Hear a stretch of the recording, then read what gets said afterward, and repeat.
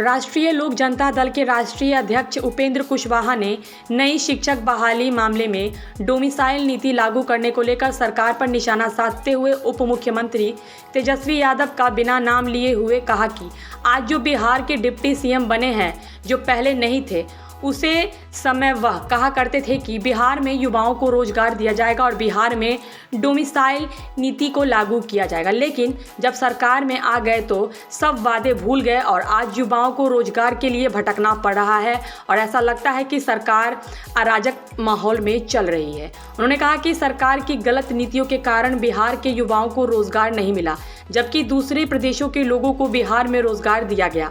वहीं उन्होंने कहा कि इंडिया गठबंधन स्वार्थ का गठबंधन है, इसलिए बिखर रहा है। उपेंद्र कुशवाहा ने कहा कि त्याग से दोस्ती और गठबंधन होता है, जबकि इंडिया गठबंधन में ऐसा कुछ भी नहीं है। यही कारण है कि इंडिया गठबंधन बनने से पहले बिखर रहा है।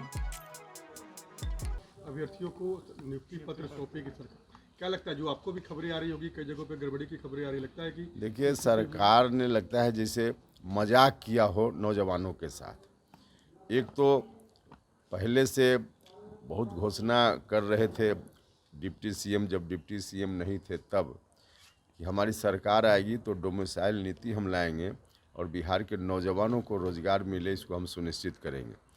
अब उनकी सरकार है, जो पहले से थोड़ी सुरक्षा भी थी यहाँ के नौजवानों के लिए, उसको भी समाप्त करके ओपन फॉर ऑल कर दिया गया।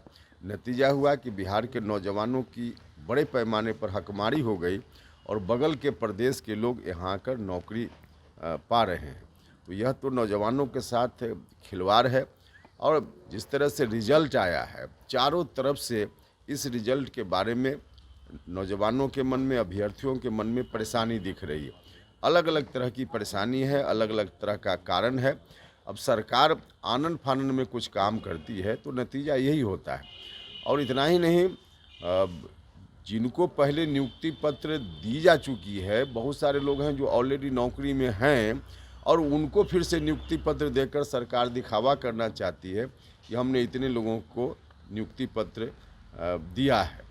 तो अब इस तरह की स्थिति में पूरे अराजक माहौल में सरकार चल रही है। आपको क्या लगता है सर, महागठबंधन के लोग जो है नए गठबंधन को लेकर काफ़ी खुश दिख रहे थे, लेकिन मध्य प्रदेश में जेडीयू ने भी उम्मीदवार उतार दिए, समाजवादी पार्टी भी चुनाव लड़ने, लगता है कि महागठबंधन जो है बनने से पहले ही इंडिया अलायंस जो है वो कहने के भी कर रही है। देखिए, हम तो बार बार कहते रहे कि स्वार्थ के आधार पे दोस्ती नहीं चल सकती, त्याग के आधार पे दोस्ती चलती है कहीं भी। और जिस विपक्षी गठबंधन में सब लोग अपने अपने स्वार्थ के कारण हैं, कहीं किसी के मन में कोई न तो देश हित है और न विपक्ष की एकता कैसे हो यह नियत है।